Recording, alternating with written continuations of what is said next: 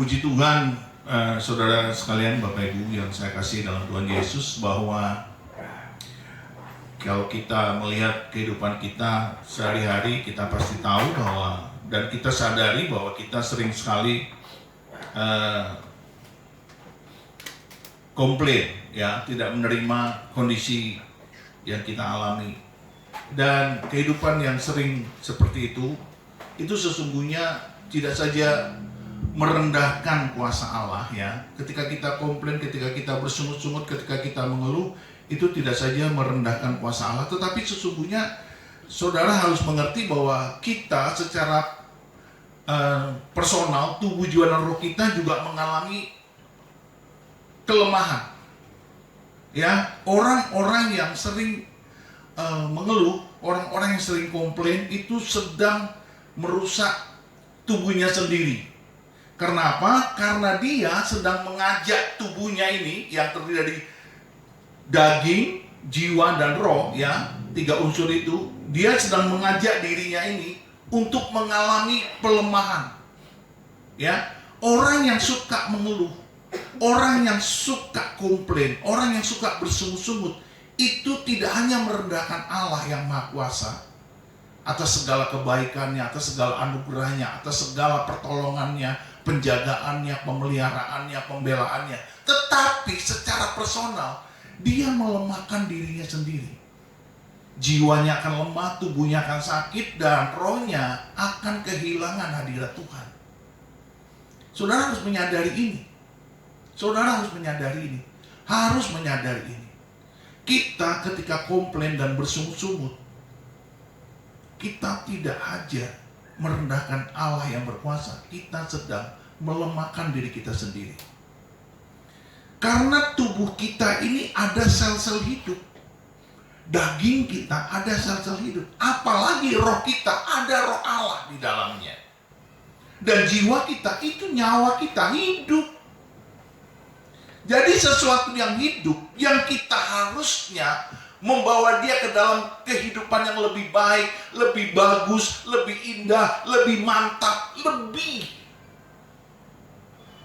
berkuasa, lebih berjaya.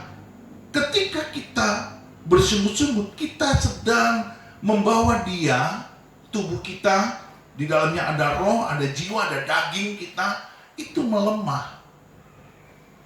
Maka perhatikanlah bagaimana kita hidup. Kenapa Tuhan meminta kita dan memerintahkan kita bersyukur? Itu karena Dia tahu bahwa seluruh alam semesta itu dalam genggamannya. Karena Dia penguasanya. Dan kita yang diciptakannya itu ada dalam tangannya. Masa depan kita ada dalam tangan Tuhan. Jadi kalau kita terbiasa komplain, mengeluh, dan bersungut-sungut, kita sedang melemahkan tubuh, jiwa, dan roh kita sendiri. Apakah itu berusaha? Oh, jelas. Sangat jelas. Pertama, ketika kita mengeluh, kita merendahkan Allah yang Maha Kuasa, bahwa Dia sanggup menolong kita, Dia sanggup membela kita, Dia merasa terhina. Dan yang kedua, tubuh kita bawa ke dalam sebuah kematian. Bukan hanya kematian daging, ya makin lama makin sakit. Kalau kita sakit karena kita sering komplain. Coba perhatikan orang yang sering bersungut-sungut, pasti banyak penyakitnya. Entah dia masuk anginnya gampang, entah dia batuk-batuk gak sembuh-sembuh, gampang pilek. Orang-orang ini selalu kalau kehujanan dikit masuk angin. Kalau apa-apa sedikit terkejut. Kalau apa-apa sedikit dia tidak merasa aman. Orang-orang seperti ini insecure, tidak aman dalam dirinya. Karena dia melatih tubuh yang daging itu, jiwa dan rohnya itu melemah. Dan itu membahayakan hidupnya sendiri. Kita tahu Jumat Agung Tuhan telah mengalahkan dosa. Minggu Paskah mengalahkan maut. Karena dia bangkit dari maut adalah kematian. Dia bangkit dari kematian. Itu Minggu Paskah. Jumat Agung, ketika langit gelap gulita itu jam 3 petang, semua dosa Tuhan tarik ke dalam dirinya yang tidak berdosa. Bahkan dosa yang belum kita buat sekalipun di masa yang akan datang, dia sudah tarik. Makanya bumi semesta itu gelap gulita ketika dia mati. Dia mengalahkan dosa. Jadi kalau kita sekarang komplain, bersungut, mengeluh, kita sedang tidak mengakui Yesus yang telah mengalahkan dosa dan yang telah mengalahkan maut. Betul apa tidak? Kita tidak percaya bahwa kematian dia telah membebaskan kita dari rasa sungut-sungut, dari rasa bersalah, dari rasa berdosa. Come on. Kita harus bebas dari segala sungut-sungut, komplain, dan yang merendahkan kuasa Allah. Kita harus berhenti dengan bibir yang sering kali mengucapkan hal-hal yang tidak memuliakan Tuhan. Apa-apa khawatir, apa-apa penuh dengan kecemasan, apa-apa ketakutan, semuanya komplain, semuanya sungut-sungut, semuanya membuat kita tidak percaya kepada kedaulatan Allah. Dan itu telah terjadi di dalam sepanjang kehidupan kita. Coba cek, siapa di sini yang pegal-pegal, gampang sakit, bangun tidur tidak nyaman, gampang masuk angin, sedikit batuk pilek nggak sembuh-sembuh, ya kan? Coba berhentilah mengeluh, bersungut-sungut. Bahkan ada yang masa depannya tidak jelas. Coba berhenti mengeluh. Kau akan mengalami masa depan yang gilang gemilang. Karena Tuhanlah penjaga hidup kita, pembela hidup kita di tangan Dia. Saya senang dengan istilah Ibrani, ya. Orang Yahudi sampai sekarang itu bangga bahwa di tangan Tuhan itu ada nama Dia. Secara tradisi, orang Yahudi itu percaya bahwa Tuhan selalu memegang dia. Dan karena kita ada kaitan secara rohani dengan orang-orang Yahudi, kita pun harus percaya bahwa hidup kita di tangan Tuhan. Jadi tidak boleh sedikit pun kita khawatir. Itu sebabnya kitab Matius, ya kan? Pasal 6 itu, janganlah engkau khawatir tentang apapun juga. Tentang apapun juga. Hari ini cukuplah kesusahan untuk hari ini. Esok ada lagi kesusahan. Tapi kalau hari ini kau bersyukur, kau sedang mengandalkan Tuhanmu yang luar biasa. Kehidupan kita tuh sebenarnya bisa kita bawa daging kita, roh kita, jiwa kita ke dalam kebahagiaan ketika kita berhenti bersungut-sungut. Perhatikan, sel-sel tubuh kita itu adalah bernyawa, ada nyawanya, hidup dia. Kalau kita komplain, dia akan melemah. Makanya kalau saudara melihat orang-orang yang selalu bersukacita, bergembira, dan selalu pembawaannya riang-riang, itu karena dia menyadari bahwa Tuhan Allahnya itu adalah Allah yang telah menjaga dia dan memegang dia, dan dia percaya. Walaupun mungkin dia tidak punya uang, walaupun mungkin dia belum bekerja, walaupun mungkin dia belum dapat jodoh, dan walaupun mungkin rumah pun dia belum punya, walaupun mungkin dia masih ngontrak kamarnya 3x4 atau 3x3 masih sempit. Tetapi ketika hatinya penuh dengan rasa syukur dan dia berhenti dengan komplain, sungut-sungut dan mengeluh, Tuhan yang menjaga hidup dia, membela dia, Tuhan sedang mendidik dia dan membawa dia ke dalam kehidupan yang gilang gemilang. Karena tubuhnya akan selalu sehat, jiwanya akan selalu bahagia. Karena jiwa itu adalah tempat sukacita ilahi. Ketika Alkitab berkata, damai sejahteraku kuberikan kepadamu, kata Yesus. Damai sejahteraku tidak sama dengan damai sejahtera yang diberikan oleh dunia. Itu berarti di jiwa kita ada damai sejahtera Tuhan yang tidak pernah bisa terbantahkan. Itu Tuhan tinggalkan buat kita. Dan itu harusnya menjadi kebanggaan kita sampai kapanpun. Sampai kapanpun. Bersyukur. Itulah kekuatan yang Tuhan berikan kepada kita, yang orang dunia tidak punya. Orang dunia tidak punya. Karena kita punya Allah yang hidup, yang telah mengalahkan maut dan mengalahkan dosa, dan dia tetap setiap waktu bersedia membela kita, menolong kita, dan menjaga kita, bahkan memelihara kita waktu demi waktu, detik demi detik. Makanya kita bangga punya dia. Dunia tidak punya. Di luar Kristus tidak ada. Coba di dalam Yesus, ketika dia bilang damai sejahteraku kuberikan kepadamu, itu bukan omong kosong. Maka kalau sekarang kita belum memiliki damai sejahtera, saran saya cuma satu: coba berhenti bersungut-sungut, berhenti komplain, berhenti mengucapkan sesuatu yang sia-sia.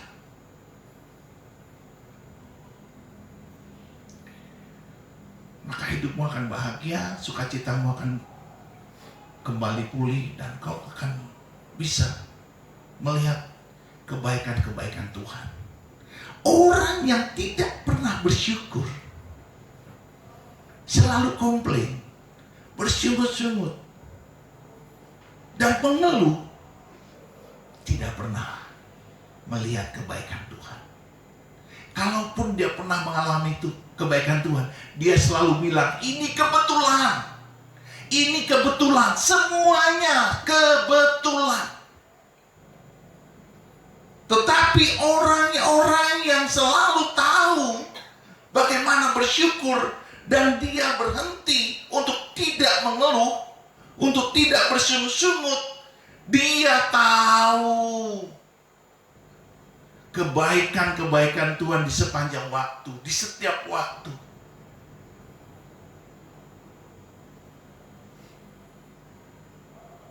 Dia bisa berjalan normal, dia bersyukur. Dia bisa makan enak, dia bisa merasakan nikmatnya sebuah makanan, itu bersyukur. Ada banyak orang tidak bisa jalan normal, ada banyak orang tidak bisa makan enak, ada banyak orang tidak bisa minum muntah. Karena apa? Karena tubuhnya menolak. Kenapa tubuhnya menolak? Karena ada sesuatu yang sakit di dalam dirinya. Keanehan-keanehan di dunia ini, itu semua bermula dari sebuah sikap hati yang salah di dalam setiap manusia. Tidak bersyukur itu paling kuat, yang sangat Tuhan tidak sukai. Paling kuat. Tuhan paling marah kalau orang tidak bisa berhenti bersungut-sungut, tidak bisa berhenti khawatir. Maka ketika Matius 6, Tuhan berkata, janganlah kau khawatir. Dan dia membandingkan kita dengan apa? Dengan burung. Coba bayangin, hebat apa sih burung daripada kita? Kan hebat kita. Kita ini kan gambar dan rupa Allah. Kita diciptakan segambar dan serupa dengan Allah. Burung tidak. Kita pun lebih hebat dari para malaikat. Sebab apa? Sebab kita yang berdosa Dia tebus, sementara malaikat yang berdosa tidak pernah Dia selamatkan. Kurang apa coba? Betul tidak? Dia bandingkan kita dengan burung. Burung di udara kamu lihat, aku pelihara. Tidak menabur, tidak menanam, aku beri makan. Kamu kan lebih hebat dari burung itu. Aku pelihara kamu. Karena gambarku, kata Tuhan, ada padamu. Gambarku ada padamu. Kurang apa hebatnya Tuhan? Kitanya yang kurang ajar. Betul tidak? Dia bandingkan dengan burung. Supaya kita tuh melihat perbedaan yang nyata antara gambar rupa Allah yang mulia dengan sebuah ciptaan yang akan hilang. Dunia berakhir, itu pun berakhir. Tapi kita tidak akan pernah berakhir karena roh Allah, karena kita ada gambar dan rupa Allah, roh Allah didiamkan, ditempatkannya di dalam diri kita. Maka kita tidak akan pernah berakhir. Kita akan kekal. Cuma tinggal dua kekekalannya. Kekekalan rohani ke surga atau kekekalan rohani ke neraka. Ini masalahnya. Maka orang yang bersungut-sungut itu sudah membawa dia kepada kekekalan kematian jiwanya, kematian badannya, kematian rohnya.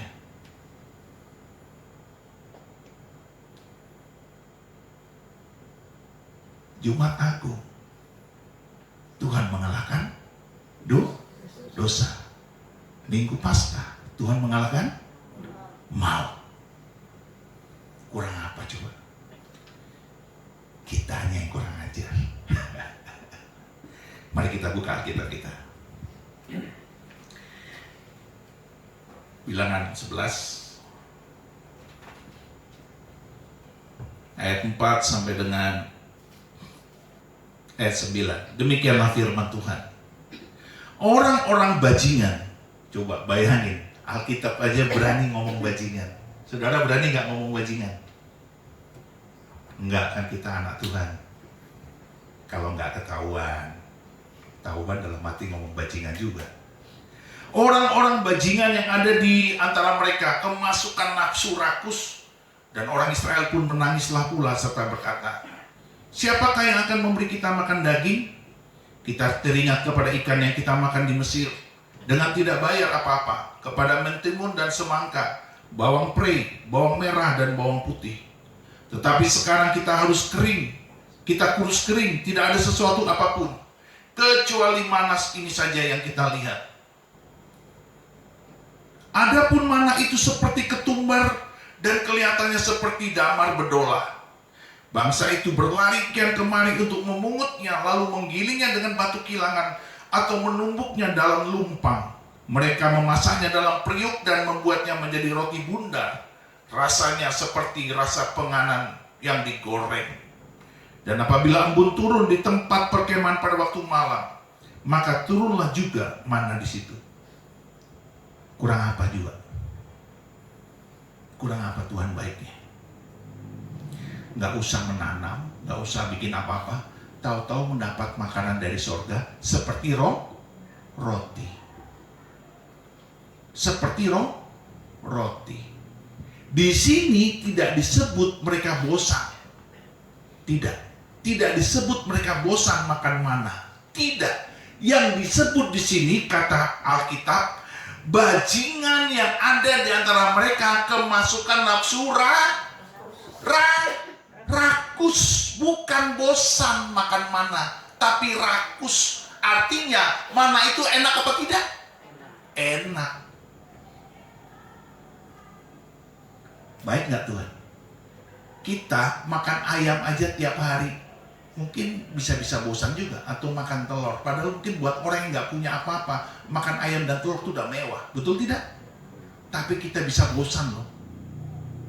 Tapi ini bukan bosan, bukan jenuh makan mana, bukan, tapi rakus. Artinya tidak mengucap syukur.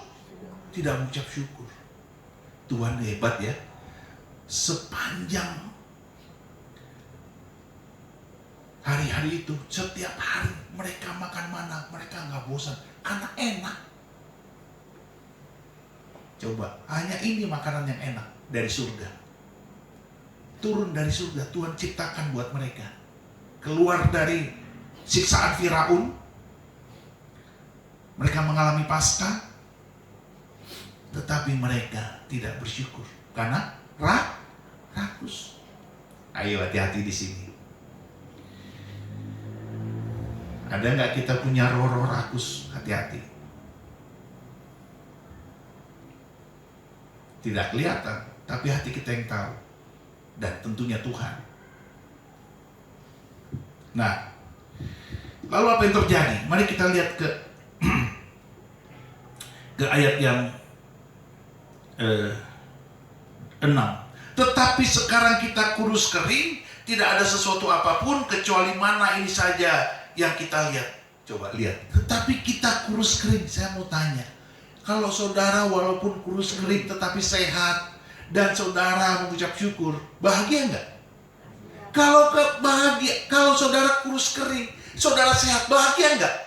Itu lebih dari cukup. Yang penting sehat. Tetapi karena tidak bisa mengucap syukur, mereka tidak bahagia. Karena ada unclean spirit, roh najis yang bernama roh nafsu rakus.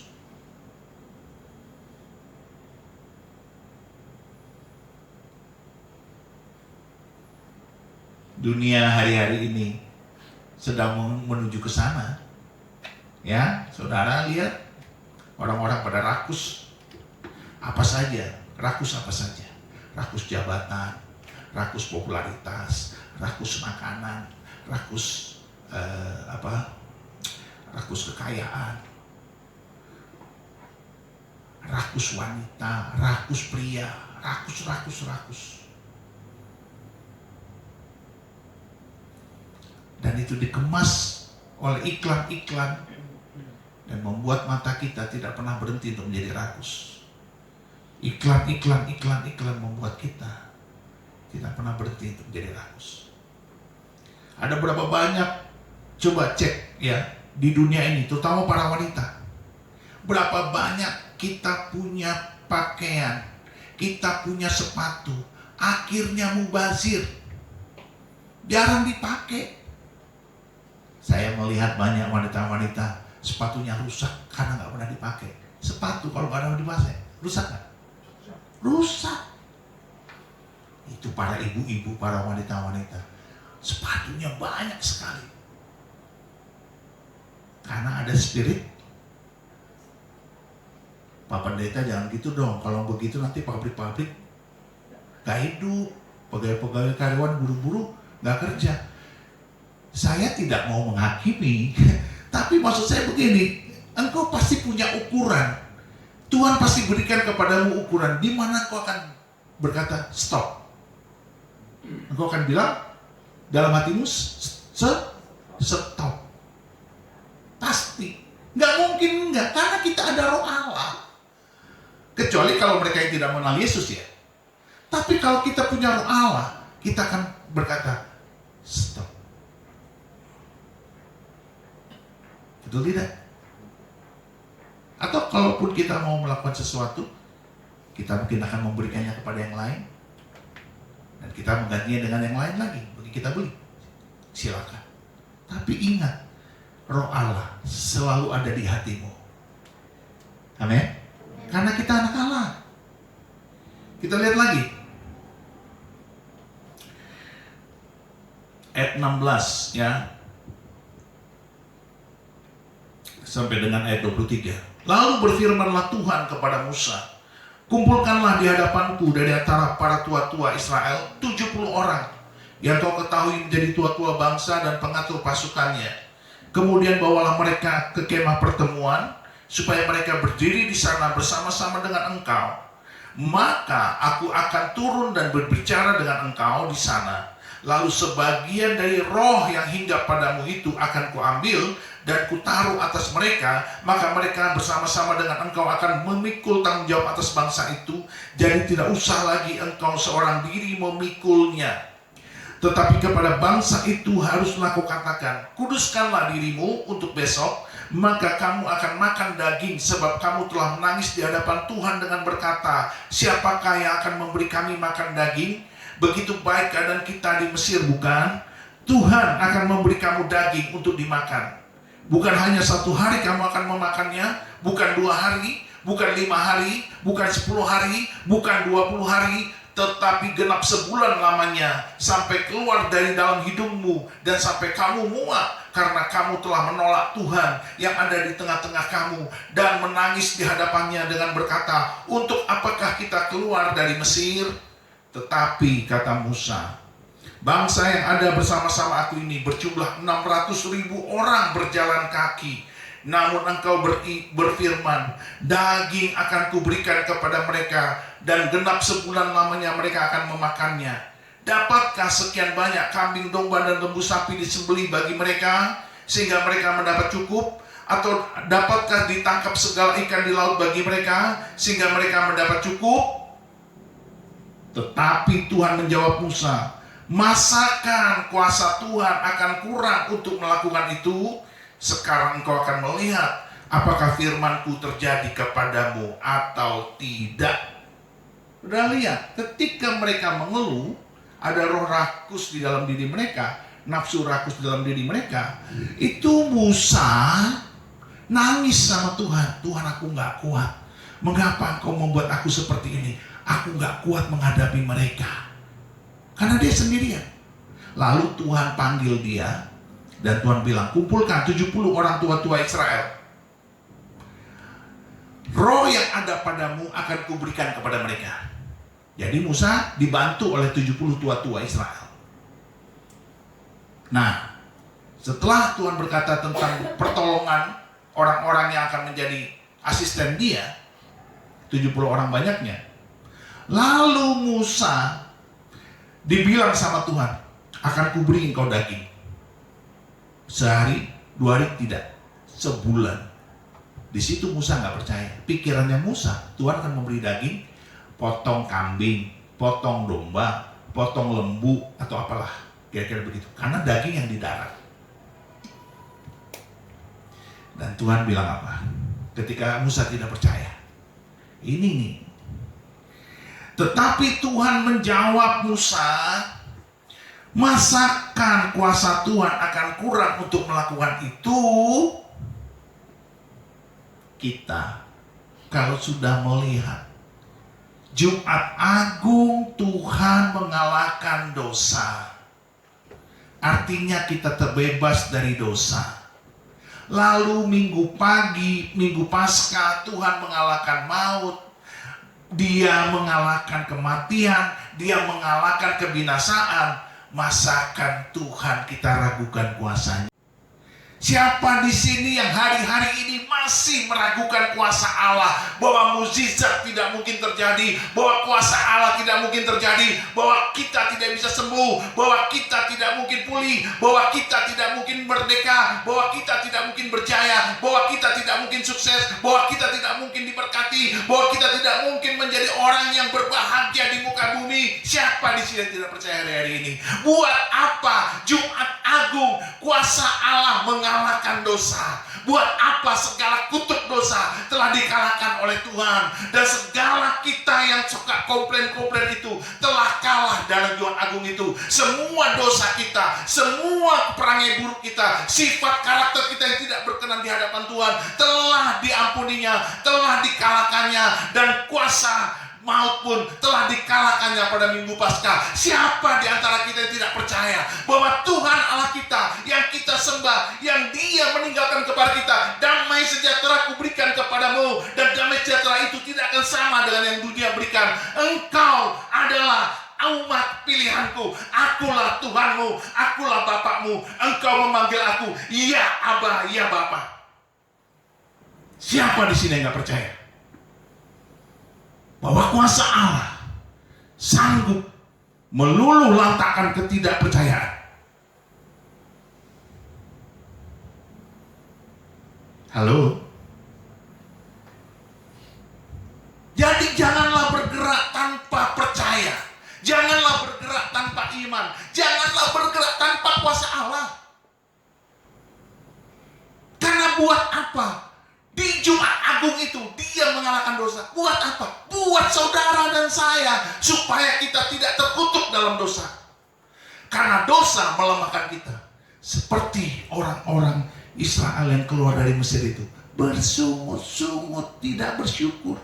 Karena masih hidup dalam dosa. Tetapi kita yang sudah memiliki damai sejahtera Allah, kita wajib bersukacita. Karena Tuhan telah menang. Tuhan telah menang. Katakan bersama saya, Tuhan telah menang.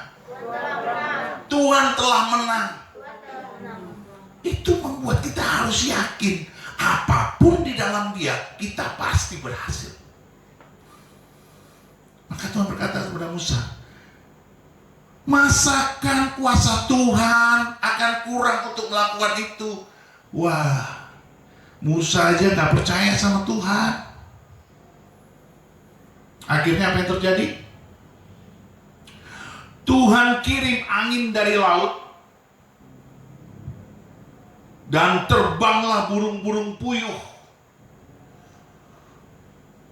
ke daratan di tempat semua orang-orang Yahudi itu berkemah. Saudara tahu berapa tingginya burung-burung puyuh itu tumplek-blek di tanah tempat mereka berkemah. 1 meter tebalnya, segini kira-kira. Tumpukan burung puyuh masih hidup.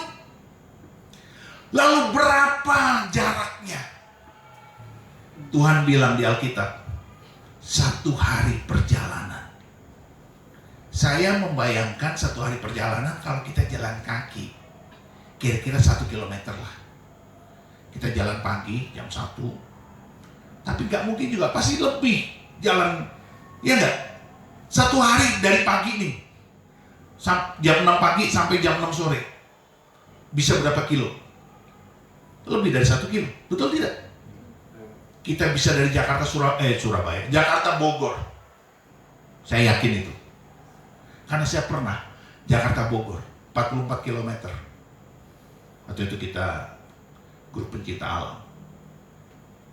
Ya, nggak berat. Ya nggak sampai maghrib lah, agak-agak sore gitu. Bayangkan, sepanjang itu mata melihat itu burung puyuh semua setinggi 1 meter. Tuhan kita bukan Tuhan kaleng-kaleng, bukan dongeng, bukan KW-KW. Kalau agama lain nggak jelas Tuhannya, ya nggak? Tuhan kita jelas, Dia nyata, Dia real.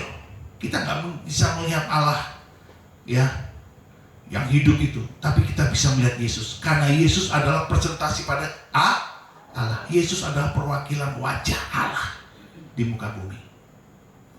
Dan ini yang berbicara dengan Musa, itu bukan Allah, tapi bukan Bapa, tetapi Yesus. Karena Dia firman Allah. Yesus itu adalah firman Allah menjadi manusia. Jadi dari perjanjian lama itu sudah bicara Tuhan kepada Musa. Dia firman Allah.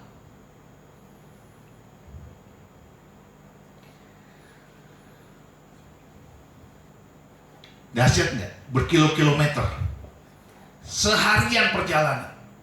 Saudara nanti baca selanjutnya kitab Bilangan itu, ayat 11, pasal 11 itu. Kan saudara ahli Taurat, suka baca Alkitab kan? Amin. Oh, saudara bukan ahli Taurat, jadi nggak berani bilang karena nggak suka baca Alkitab. Baca Alkitab lah. Alkitab berkata apa? Iman timbul dari pendengaran firman Allah, firman Kristus. Iman timbul dari pendengaran. Kalau kita nggak pernah mendengar firman, bagaimana ada iman? Dan Roma 10 bilang apa? Dia dekat di hatimu, ada di mulutmu, tinggal kita ucapkan. Untuk apa Jumat Agung itu Tuhan mengalahkan dosa? Untuk apa? Kalau bukan untuk mengalahkan keterkutukan kita. Kita ini harusnya terkutuk, tapi sekarang kita sudah bebas. Jadi hiduplah dengan sukacita, hiduplah dengan bersyukur. Berhentilah komat kamit komplain. Komat kamit komplain. Ada banyak orang-orang saya perhatikan, diam-diam mulutnya komat kamit tapi komplain. Benar apa tidak?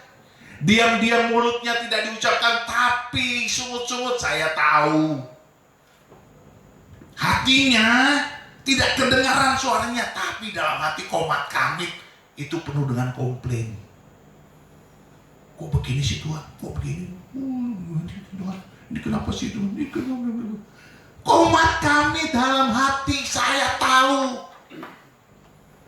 Karena itu rahasia terbesar hidup kita semua sama. Semua manusia komplain, komat kami dalam hati. Mengeluh sama Tuhan. Padahal Tuhan bilang, burung di udara ku pelihara. Makanya baca supaya ada iman. Masih bandel aja. Zaman ini udah zaman hebat, brother and sister. Zaman ini zaman kita gampang sekali buka Alkitab. Kalau dulu kita harus keluarkan 150.000 beli Alkitab ini, 150.000 sekarang pun udah 300. Sekarang cuma tinggal download saja. Bisa baca Alkitab, masih males ya Tuhanku ya Allahku. Akhirnya tempat mereka tuh setelah dikasih makan daging, orang-orang itu pada makan dengan rakus betul. Belum habis dagingnya karena saking laparnya, saking rakusnya, dia makan lagi. Belum habis lagi dia makan sampai Tuhan bilang persis keluar sampai dari hidungnya. Aduh, orang-orang ini nggak bersyukur keluar dari, dan akhirnya Tuhan bikin mati mereka.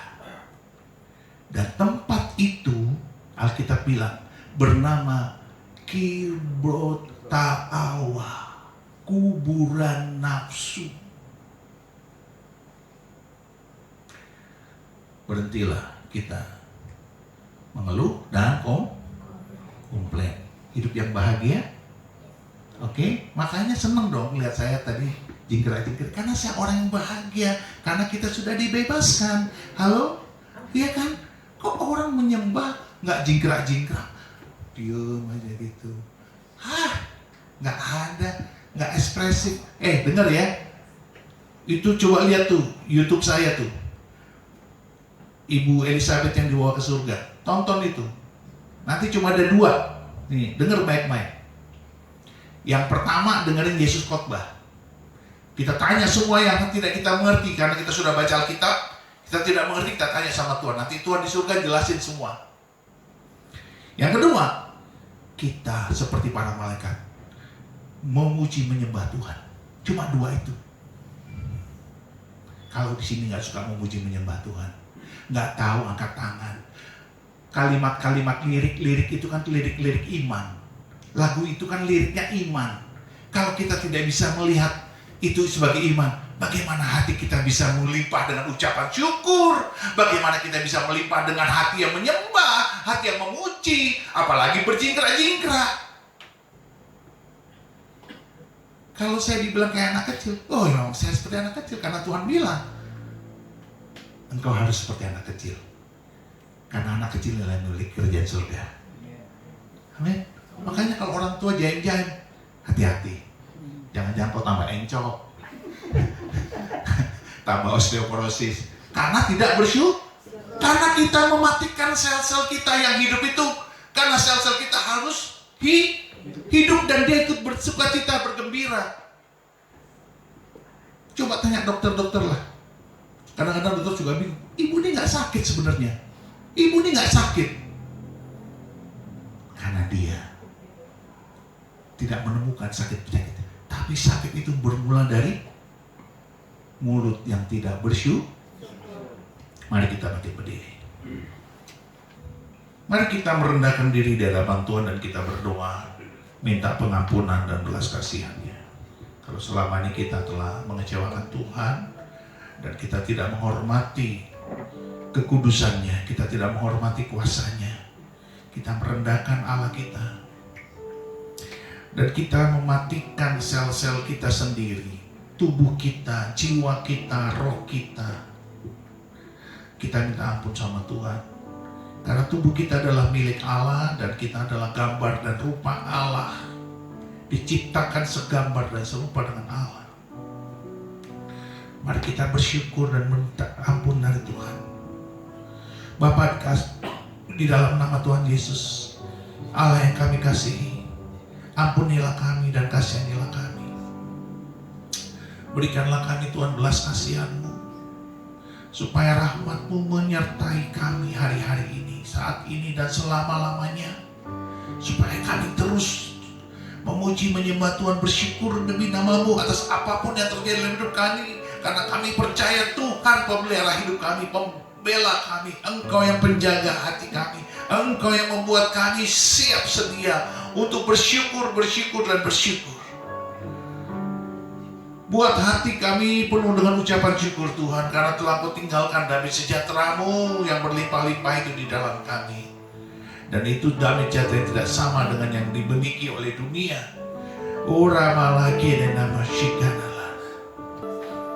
Dan sekarang ya Tuhan, turunkanlah belas kasihan-Mu atas kami semua yang telah minta ampun kepadamu. Dan biarlah rahmat-Mu menyertai kami sampai selama-lamanya. Dan kuasa Roh Kudus menyertai kami, memimpin kami itu selalu bersyukur di dalam nama Tuhan Yesus. Terima kasih Tuhan, kami akan sehat, kami akan bahagia, kami akan bertumbuh di dalam Tuhan. Apapun yang terjadi, Tuhan pasti memberkati kami. Masa depan kami cerah, masa depan kami gilang gemilang, keluarga kami dijaga Tuhan dengan kuat dalam nama Yesus. Terima kasih Tuhan, diberkatilah Engkau Bapa. Di dalam nama Tuhan Yesus kami bersyukur. Terima kasih Bapa, terima kasih. Kami kuat di dalam Tuhan. Di dalam